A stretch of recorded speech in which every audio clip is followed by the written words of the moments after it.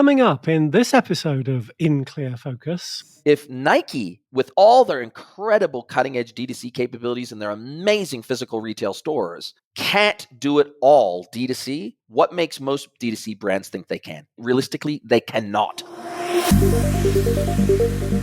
You're listening to In Clear Focus, fresh perspectives on marketing and advertising, produced weekly by Big Eye, a strategy-led full-service creative agency growing brands for clients globally. Hello, I'm your host, Adrian Tennant, Chief Strategy Officer. Thank you for joining us. The once clear-cut boundaries between business-to-consumer and business-to-business marketing are becoming increasingly blurred in today's rapidly evolving digital landscape. This convergence creates exciting opportunities and complex challenges for companies. As consumers bring their B2C expectations into their professional lives, and B2B companies strive to create more personalized, customer-centric experiences, we're witnessing a fundamental shift in how businesses approach their go-to-market strategies. This transformation is particularly evident in e-commerce, where B2B companies are racing to catch up with their B2C counterparts in delivering seamless, digitally driven purchasing experiences. Today's guest is an expert in helping B2B companies modernize their e-commerce strategies. Jason Greenwood is the founder of Greenwood Consulting, helping brands achieve technical, operational, and customer experience excellence. With over 24 years of experience in the e-commerce industry, Jason brings a unique perspective that spans both B2C and B2B sectors, as well as agency and brand-side roles. Jason is also the host of the E-commerce Edge podcast, which has produced 400 episodes. Jason's unique perspective is enriched by his experiences as a digital nomad, having lived and worked in the United States, New Zealand, and now Mexico. To discuss B2B e-commerce, I'm delighted that Jason is joining us today from Puebla, Mexico. Jason, welcome to In Clear Focus. It's my pleasure to be here. Thank you so much for hosting me. You are spot on, calling in from Puebla, Mexico, which is about 2 hours southeast of Mexico City. We're in the Great Central Plateau. We sit at about 2,000 meters of elevation here in Puebla, so it's an exciting place to be. Can you tell us about your career journey and what led you to found Greenwood Consulting? Yeah, I've been working in the e-commerce space for over 24 years, and I've seen some massive transformations in the digital and e-commerce space over that time. Prior to the AI boom, we've had other booms, most notably mobile and the impact on e-commerce and digital experiences, mostly being led by this wonderful thing we call the smartphone and what I affectionately call the remote control of our lives now, because we seem to live everything through the tether of our cell phone. But what I realized after multiple years of working inside brands, having my own e-commerce pure play, as well as founding, running, and building e-commerce agencies, I realized that B2B had not only been largely ignored by agencies and consultants, but had been largely ignored by the B2B brands themselves from a digital perspective. And so that was one of the biggest motivations for me founding Greenwood Consulting, along with the fact that I very intentionally wanted to become location independent. I'm originally born and raised in Southern California, moved to New Zealand in my early 20s, lived there for almost 30 years. My wife's a Kiwi, born and raised in New Zealand, as is my brother-in-law. And then during COVID, we were prisoners in our own country for 3 years in New Zealand. The borders were shut. You could get out, but you couldn't get back in again. Even as a New Zealand citizen, you had to wait and queue up for all of the hoops you had to jump through to get back into the country. My wife and I are massive travelers. And we thought, man, we have a lot of lost time to make up for. And I also had already at that point, I had a lot of clients in North America and Europe, and time zones in New Zealand were troublesome. I had people wanting me to speak at conferences in North America. Travel from New Zealand was difficult. So there was a lot of things conspiring, I think, for us to move to Puebla. But that also meant that I needed to dramatically reshape the trajectory of my career. I was working in was building an e-commerce agency alongside a very, very good friend of mine named Tony Ho. The agency called Mustache Republic operated across Australia and New Zealand. My wife and I wanted to re-engage with the travel side of ourselves and liked the idea of being digital nomads, but working inside an agency, that's just never going to happen.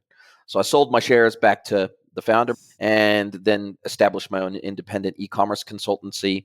And the great thing about COVID, if there's a silver lining there, it is that pre-COVID, most clients would have expected that they meet you in person at least once. They want to eyeball you. They want to shake your hand. They want you to present to the board, whatever it might be. COVID erased even that expectation. Everybody was doing everything via Zoom and Teams and, G Suite and everything else. And so it was the perfect time to become an independent consultant, because then I could take on clients all over the world and they had zero expectation they would ever see me in person. Now, luckily, since then, and since the world's opened back up again, as part of my travels around the world, I've been able to meet a lot of these customers in person when I go and visit their part of the world, but there's zero expectation that that was going to be the case. And so that's what led me to where I am today. And the reason I decided to specialize in B2B uniquely was because my skill set, so for many years I specialized in B2C and D2C, and even in my agency work, it was primarily B2C and D2C. B2B brands had a need that was really exacerbated by COVID. And all of a sudden, now they needed digital routes to market, unlike they had ever in their history. And so everything kind of conspired together to create a unique opportunity for me. And it's been an amazing journey for the last 4 years building this consultancy and building the life of freedom on the back of that it engenders, which I feel super blessed and lucky about. As you've mentioned, your consultancy now specializes in B2B e-commerce. What key differences exist between B2B and B2C e-commerce? Yeah, so B2B in a nutshell is businesses selling to businesses as opposed to end consumers of a good or product or a service. And usually when we think of B2B commerce, we're talking about manufacturers, wholesalers, and distributors selling to businesses. And those businesses may consume those goods directly as a business. Think, a business selling office furniture to another business and they use that in their office. Then there is businesses selling to businesses who resell those goods into the market. So it might be, a big box store buying off of manufacturers and then selling those goods ultimately to an end consumer. But that transaction between the manufacturer and the retailer is a business-to-business transaction. And historically, most B2B transactions were done based on email, a CSV or a spreadsheet with a PO attached to it, sent into the manufacturer or the distributor, here, send me this order, and then bill me, and then I'll pay the invoice 20th of the month following, sort of thing. But another massive difference between digital commerce in the B2B world versus the B2C world is that when we think of e-commerce through a B2C or a D2C lens, people think a Shopify website selling goods to an end consumer, or a brand selling through Amazon or eBay or through any number of marketplaces, selling through social shops, Instagram stores, TikTok shop, etc. So that's kind of digital commerce through the B2C or D2C lens. In the B2B world, there are three primary channels that B2B brands sell digitally to their customers, whether that's a distributor or a reseller of their goods. The first is EDI, which is electronic data interchange, which means me as a buyer, my ERP, my procurement system generates a PO and sends it electronically to the seller's ERP system or fulfillment system. And there's really no humans involved, right? That's one computer talking to another computer placing an order. Then we have punch out, which is a similar type of digital transaction where there's more human involvement, where on the buy side, there's an e-procurement platform where they connect to my catalog system, which is usually my e-commerce platform, but they connect digitally to that system. They pull down my catalog into their e-procurement platform. So procurement manager, for example, can pull down, see what I carry, see my pricing, see my MOQs, any of those details, and then place the order actually through that e-procurement system on the buyer side. And then that order is then digitally placed through my commerce platform. The final one is self-service e-commerce, which is the thing that most closely resembles e-commerce in the B2C world, which is the buyer logs into a trade portal, a seller's portal or a buyer's portal from their perspective. They log in, they can see the products, they can add them to a shopping cart, they can populate their cart by uploading a CSV and saying, add these things to my shopping cart. And then they check out and either they pay via business credit card or they pay on account or whatever payment methods are available to them. And then those orders are integrated from that e-commerce platform down into the fulfillment system or ERP or WMS or whatever it might be for fulfillment. So there's these three primary digital routes to market from a B2B perspective. And then, of course, you've got emerging B2B specific marketplaces like Amazon Business and other vertical specific B2B marketplaces that you can also sell through as a B2B seller. So those are some of the really big differences between the two. There's others too, but those are the real big differences. And so helping B2B brands understand the data that they have to prepare in the back end around product data and getting that organized, getting their customer data organized, even getting ready to adopt digital channels in the first place is wildly more complex in the B2B world than the B2C world, because in the B2B world, these products often are very technical in nature. If I'm selling coffee mugs or t-shirts in the B2C world, everybody on the planet knows what a coffee mug is and everybody knows what a t-shirt is. In the B2B world, if I'm selling pumps, for example, 5 pumps might look on the surface identical, but they might have different inlet sizes, different outlet sizes, different head handling capability, different throughput capability, liters per minute, et cetera.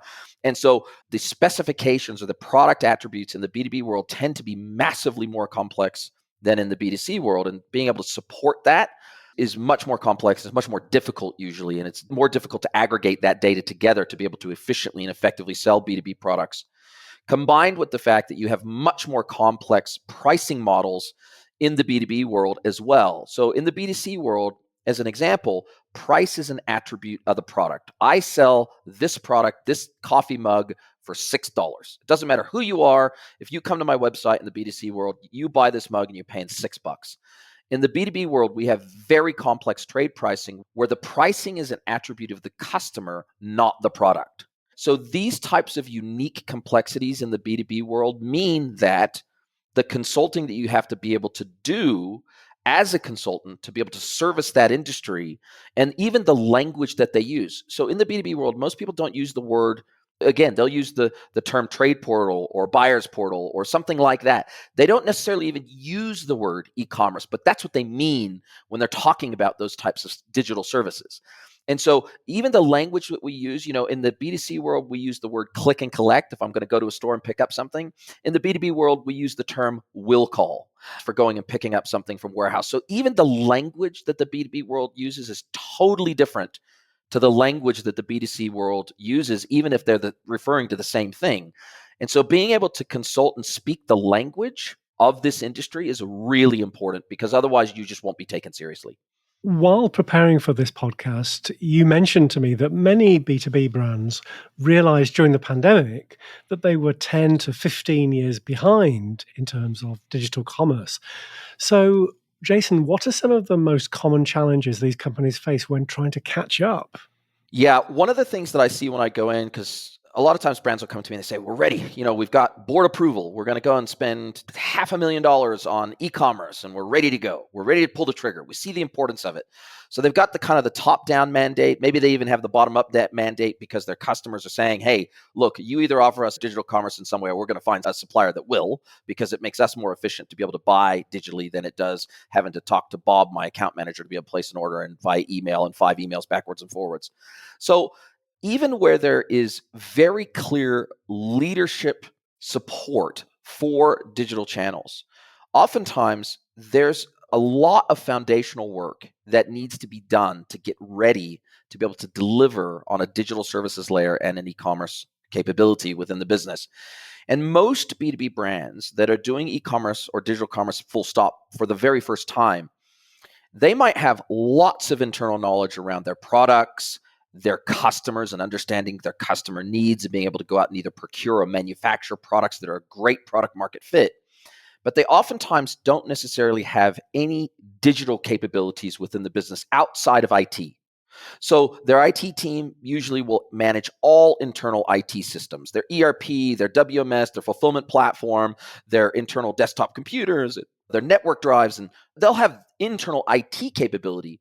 But that doesn't mean they have any internal digital commerce capability. And so oftentimes when I go in, first of all, the sales team will oftentimes see me as a threat, and or the customer service team sees me as a threat. They go, well, you're looking to replace us, right? That's the idea. The idea is implement these digital channels and you don't need us anymore. You don't need the sales team. You're going to cut our commissions, et cetera. And when I go in, I'm kind of looked at as the devil and everybody puts up the cross symbol.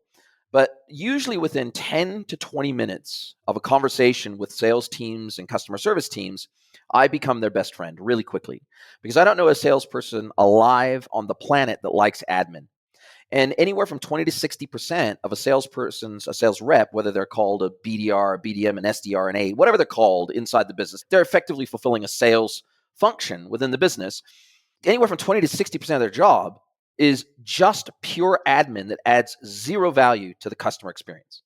They're pulling down information off of a network drive and then emailing it to the customer. They're taking an order via an iPad and then they're bringing it back to the office and they're manually keying it into an ERP. They're doing all sorts of manual functions that for them, it doesn't add or increase the amount of commission that they make, and it doesn't make the customer experience better. And the same with customer service.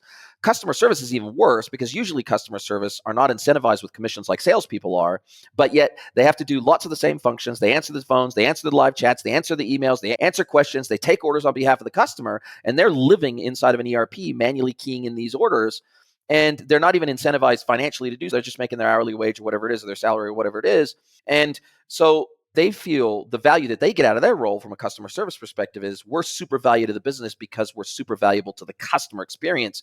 And again, they sometimes feel threatened that I'm going to come in and it's like, you're going to replace us with robots, aren't you? Like, you're going to replace us with these commerce systems, right? And so, well, no, actually, we're going to make your job a lot easier because we're going to give you an interface to work in that's specifically designed for commerce, not designed for finance. Right?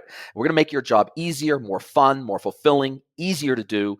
And from a sales rep perspective, I actually encourage most business leaders to over and additionally incentivize sales that come through digital channels from a commission perspective for salespeople, because you are going to need your salespeople on board with this project. Otherwise, A, the project is likely to fail, and B, your customers are going to need their sales reps to be able to help them with adoption of these new digital channels. They're probably going to need to literally physically go and sit beside these customers for the first 1, 2, 3 orders, help them get the order in, help them get comfortable with these new digital channels, help them adopt them, train them on it, etc., and show them the value of the digital channels as well. And so the final piece I'll speak to is just their data is often a disaster. Their data, product data, spread all over the business. It's sometimes in print catalogs, it's on network drives, it's on desktop computers of the sales reps, it's spread all across the business, and it's not ready to present one to many through digital channels. And 2, customer data is oftentimes a disaster. It's not current, it's not up to date. We don't have a clear hierarchy between the brand that's doing the purchasing versus the individual buyers within that organization that are doing the purchasing. We don't have clarity around the price lists that either a buyer, the org, or location within that buying organization should be receiving. It oftentimes is very messy, and a lot of this information is in the sales rep's head. And until we can get that out of the sales rep's head and into a digital format, we can't go selling across digital channels. And that's the final piece of the puzzle that oftentimes we have to spend a tremendous amount of time cleaning up data and rationalizing data before we can start selling digitally. Let's take a short break. We'll be right back after this message. In partnership with our friends at Kogan Page, this month's Big I Book Club selection is the MarTech Handbook, Build a Technology Stack to Attract and Retain Customers by Darryl Alfonso. This comprehensive guide to marketing technology helps you build effective MarTech stacks that drive business growth and enhance consumer experiences. The book covers everything from core principles of MarTech strategy to practical implementation advice, including avoiding common pitfalls, integrating data sources effectively, and measuring the success of your MarTech investments. The book contains real-world examples and insights from the author's experience working with startups and Fortune 500 companies.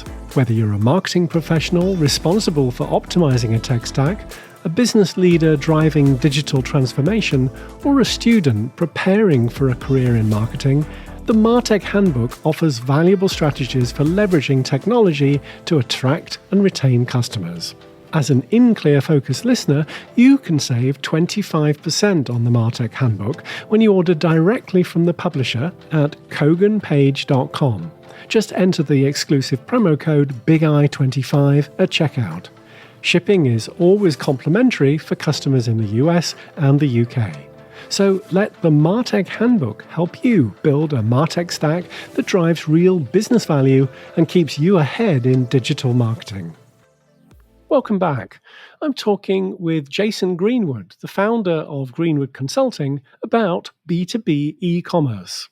Jason, we love case studies on In Clear Focus. So could you share an example of a B2B company that successfully transformed its digital commerce capabilities with your help? Yeah, absolutely. I've worked with multiple brands, particularly in the industrial supplies space. And by industrial supplies, I mean industrial goods, right? That are meeting an industrial need, an industrial application, whether it's in electrical, whether it's in plumbing, piping, pretty much anything you can think of in the industrial space, either industrial manufacturing or industrial building supplies space. And I'm thinking of one case in particular where I went in and they actually already had an e-commerce solution in place. But what they didn't have was the ability to combine their content and commerce journey, meaning that in the B2C world, romance copy, as we like to call it, the fluffy descriptions that are aspirational and inspirational, those are the things that are really important in the B2C world because it's such a psychological and emotional purchase, right? In the B2B world, we have to remember that most B2B buyers, they're buying as part of their job. They're not buying because they want to, or they're not browsing for inspiration. They're buying because they need to complete a task, right?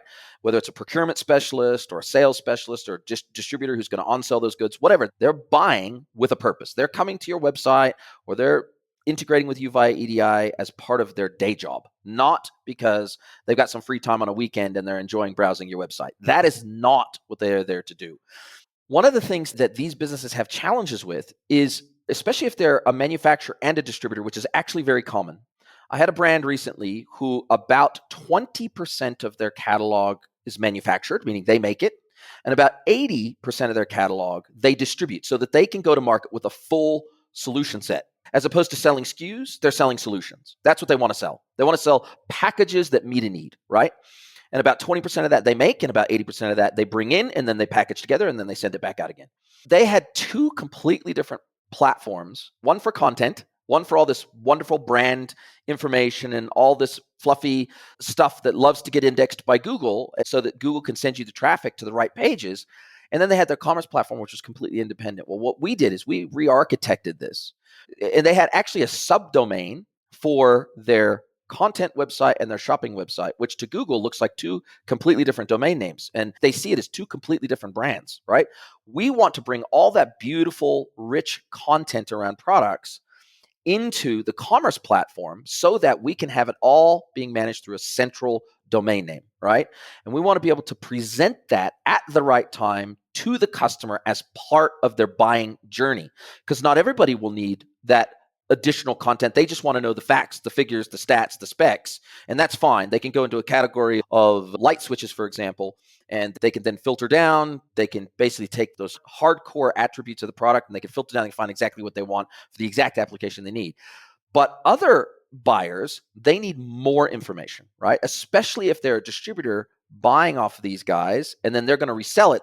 The challenge that they were facing as a result of this separation of church and state, so to speak, is that it was anywhere from 6 to 12 months to onboard a new supplier brand into their business because it took them that long to be able to generate the content, go to the supplier's website, scrape the content, download the PDFs, rewrite the content for the buying audience that made sense, getting it uploaded into the content engine, and then manually deep linking from the content website into the buying page on the commerce website. And this was all a manual process. So what we did is we architect a way where they didn't need to do it manually anymore. Plus, we were helping them onboard a third-party service that instead of their marketing and merchandising team having to go to the supplier website and grab all this information and then map it in, we were engaging a third-party service to do this via AI. They could go to the supplier's website, they could download the collateral, they could map it into the content areas and the attribute areas using the correct attribute nomenclature and mapping that the seller wanted to use across their categories, bring consistency to that process, and automating about 90% of it. So this meant that they could go from onboarding a brand that would take them 6 to 12 months to onboard that new catalog into their engine so they could start selling and bring that down to less than a month. So these are the types of success stories that B2B brands really want to see. And that helps them to recognize the efficiency of not just selling digitally, but also procuring digitally and gathering and aggregating and streamlining their content and product data management process, automating that brings massive efficiency. Instead of just throwing more bodies at it and saying, well, look, we want to bring our product catalog onboarding from 12 months down to 1 month, so let's hire 10 more people. Well, no, can we use automation, integration, and AI to speed that process up with no additional bodies? So these are the types of big wins that technology can bring to these legacy B2B brands that don't even know that technology exists. We're seeing more and more direct-to-consumer brands wanting to establish B2B channels. Jason, what are some key considerations for companies looking to expand from D2C to more B2B? First of all, about 25% of the brands that I work with that are looking to establish B2B channels are historically D2C brands. About 75% are B2B native, about 25% are D2C brands looking to de-risk their business by establishing strategic wholesale routes to market, right? And one of the biggest concerns that these D2C brands bring to my table before they'll ever consider engaging with me is, well, we make X margin via selling D2C. We expect that our margins will be significantly less in the B2B world. Is it still worth it? And what we find is when we do the business case, because I oftentimes am tasked with helping them build the business case around establishing strategic wholesale channels before they'll invest in it, which makes sense, right? They need to know that it's actually going to work for them commercially before they'll spend a penny, which makes sense.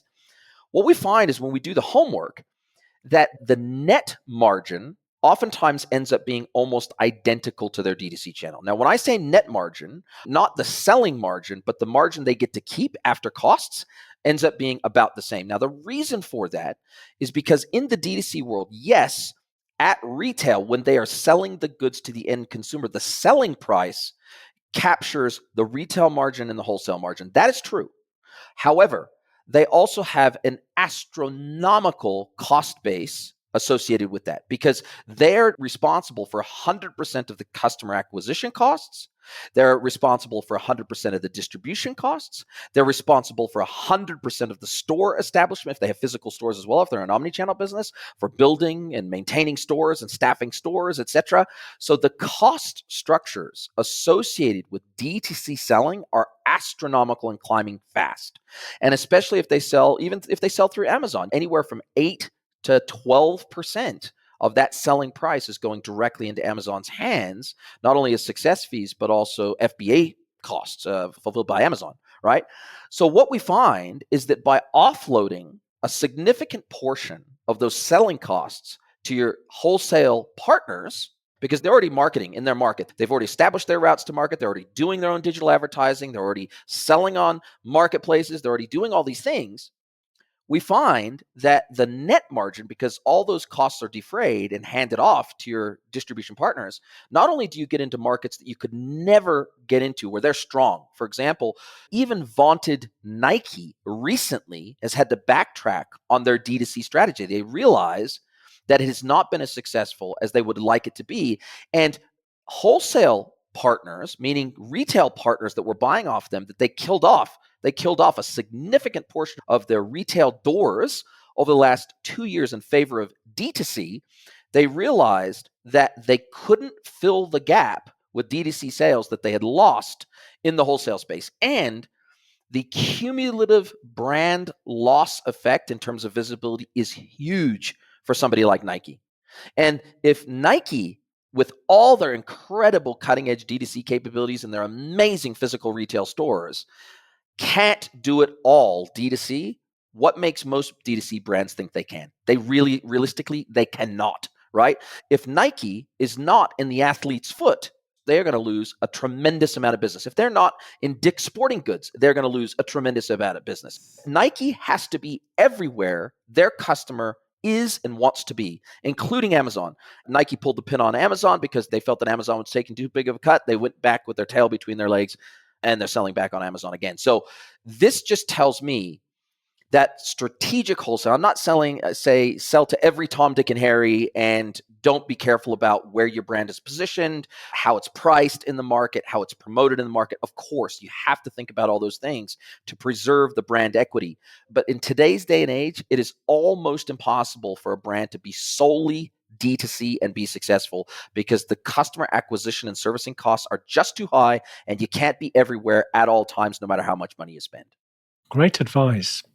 So, Jason, looking ahead, what trends do you foresee shaping the future of B2B e-commerce?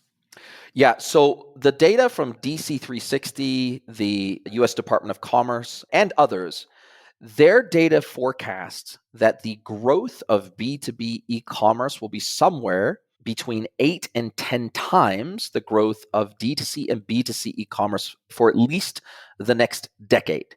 Now, that, if you think about it logically, that makes complete sense, because if most B2B brands don't yet do e-commerce, because only about 40% of B2B brands offer any kind of digital commerce channel at all to their customers. And if we think that the vast majority of B2C and D2C brands already offer e-commerce, because it would be suicide as a new brand, a new retail brand. I can't think of anyone that would establish a new retail brand and not do e-commerce. It would be suicide, even if they have physical retail stores. So virtually everybody in the B2C and D2C world does e-commerce today, whereas the vast majority in B2B world still don't do e-commerce. So just for the B2B world to catch up to where the B2C world is at, there's going to have to be a massive acceleration of adoption of digital channels over the next decade. So just the catch up alone is going to be massive. So I think that this is going to be an increasing adoption curve, combined with the fact that data shows that over 60% of B2B buyers today are now millennials. That has only flipped in the last couple of years, post-COVID. So not only are more of the B2B business leaders today millennials, but the B2B buyers today are in the main millennials. They're not going to go to the Yellow Pages to find you. They are not going to go to a trade show to find you.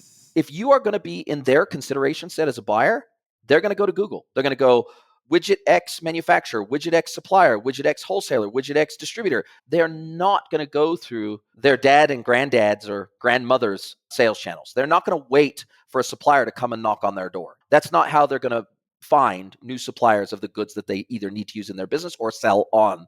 So because the demographics of the buyer side have changed so radically, the demographic of how the sellers sell has to change radically to meet those expectations. So that's why I expect those forecasts. I think those forecasts are possibly even a little bit conservative, because I'm seeing a massive escalation in the demand for B2B solutions. And there is massive fragmentation in the solution side of the world today too, for B2Bs, and I expect that not to last. I expect there's 20 plus top B2B focused e-commerce platforms out there today, whereas in the B2C and D2C world, that's largely been won by Shopify and WooCommerce. Those are the two big players on the B2C, D2C side. And the B2B side, still massively fragmented. I don't expect that fragmentation to last. I expect there to be massive M&A activity over the next few years, as well as consolidation and attrition to happen. So it's a very exciting time to play in this space. I expect demand to grow, and I expect B2B sellers to get religion around digital commerce at an accelerated rate as their buyers increase their digital demands, even if they don't necessarily want to place the transaction digitally. They want that whole suite of digital services, which to my mind, I still consider that those are digital commerce services. If somebody wants to place a quote request electronically, place a return electronically, download their invoices, download their statements electronically, if they want to do all that stuff digitally, that is all part and parcel of digital commerce to my mind.